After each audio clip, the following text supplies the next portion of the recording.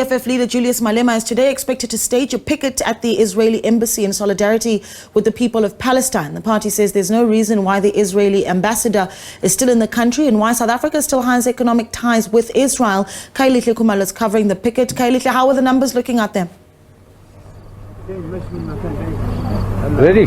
Well, Naledi, where we are positioned, really, we're just outside the Israeli embassy, but it's really just picking up the momentum as some picketers have started gathering. In fact, I'm just going to go straight to them and hear their opinion. So, sir, thank you so much indeed for your time. So, you decided to spend your time here.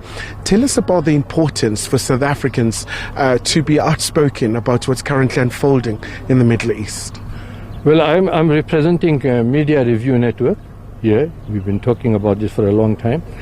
And I don't think there's a question of importance. Right now, there is nothing more important anywhere in the world than the people of Palestine. That's the most important item, and we need to address that in all aspects. Whatever Israel is saying, they can carry on saying, but we need to talk about facts. Who is Israel? They don't even belong in that country that they have stolen, right? They were, because nobody wanted them in Europe, then Balfour Declaration was declared in 1917 and the land was given to them. And from that time onwards, they've been just stealing the land more and more and more.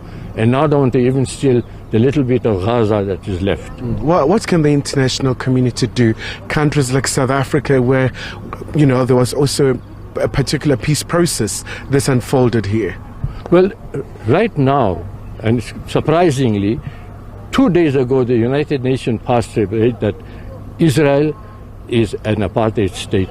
Been passed. So now every country that is supporting Israel should take note of that and act upon it. So every country internationally need to act on that. And specifically, the 57 Muslim countries need to start getting up and doing something about it. All right. Thank you so much. What about you, sir? The brother is talking about the 57 Muslim countries. The 57 Muslim countries are on the occupation.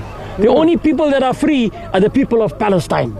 Exactly. The rest of them are under occupation. Exactly. Whether you like it or not, that's a fact. Yeah. Are you hoping to get a word from the Israeli ambassador? The only people that are free are the people of Palestine, with all the hardship, with no water, no electricity, no food.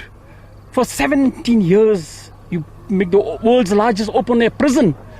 People that come from the Holocaust should be ashamed of what they're doing. It's a case of monkey see, monkey do. Even monkeys are better. All right, maybe let's just try and get as many views as possible. Tell us about your presence, ma'am. Why are you here today? Hello, I'm good. How are you? I just want to add one thing. I understand that the Muslims and the Arabs and everybody should come and stand with the Palestinians, but now it's not about an Arab or a Muslim. It's about humanity. When you see kids are being killed and you can sleep and put your head on the pillow and fall asleep, then you're not a human. You know, you're not a human. You're not a human when you see people dying. If we believe their narrative, they had those lies since years and years to come, you know, and they will continue. If we stop them now, people should keep talking, give awareness about what's happening in Palestine, and just stand with the Palestinians. Because if you're a human, you stand with Palestine. It's not about being a Muslim, an American, a Jew. Even Jews are standing with the Palestinians. We don't have a problem with the Jews. We have a problem with the Zionists. Zionists came and they occupied our lands since the 1917, not even the 1948. We've been occupied since the 1917 with the Balfour Declaration. This should stop. And are you in touch with your family in Palestine? How are they coping? I mean, Gaza, the humanitarian catastrophe. Yes.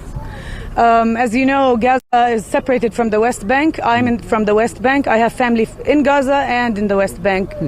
20 martyrs from my family in Gaza, they've already passed in those since October 7th. My family in the West Bank, they are very worried because we don't know what's coming. We don't know what's coming. They invade the West Bank every day. They arrest people every day. They talk about their 200 hostages. We have 6,000 hostages in their prisons. Indeed. Nobody talks about those kids. Nobody talks about those women. Nobody talks about... They only cry for their victims. They're not the victims, trust me. People should be aware of that. That's it. right. Thank you. Thank you so much indeed for your time. So at this particular point in time, Naledi, a very grim picture being painted about what's currently happening there in the Middle East. And of course, we saw this past weekend the leaders meeting in Egypt, trying to find a long-lasting solution as the situation worsens. So we'll really just keep you posted as we are stationed here outside the Israeli embassy. And of course, this is going to be a culmination point where the EFF leader alongside the party supporters will be picketing today.